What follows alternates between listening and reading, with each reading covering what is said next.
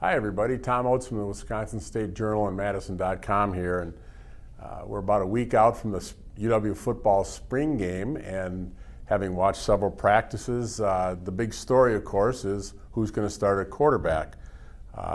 Senior Bart Houston, freshman Alex Hornibrook have been going head to head pretty much all camp. Reporters have been counting their completion percentages and their interception percentages. It's been the big story. Neither one's blown anybody away at this point. I think both are still in the hunt. I would guess Houston's experience probably gives them a slight edge, but it's early in that process. To me, having watched practice, I can tell you I think the big story so far is the running game. It's back, okay?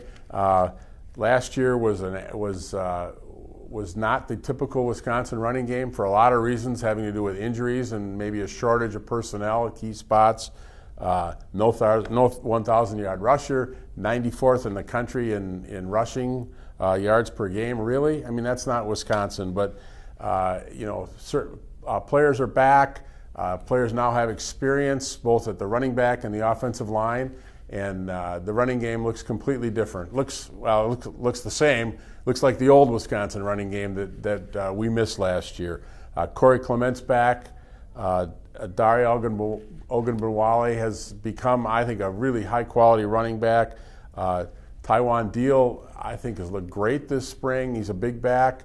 A guy who redshirted last year, Bradrick Shaw, has had some highlights in camp. So a tailback position that was very thin last year due to injuries and inexperience, mostly the injury to Corey Clement, has suddenly become a strength. Same with the offensive line.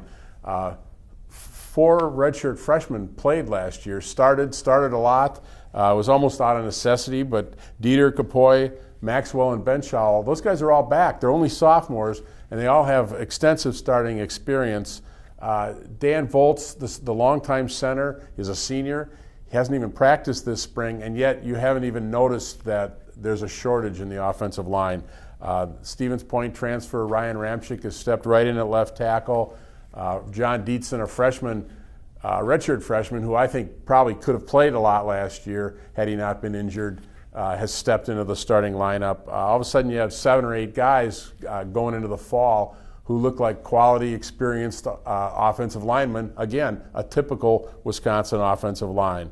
And as we all know, when the running game's working at Wisconsin, everything else falls together. And that looks like, at this point, that's going to be the case.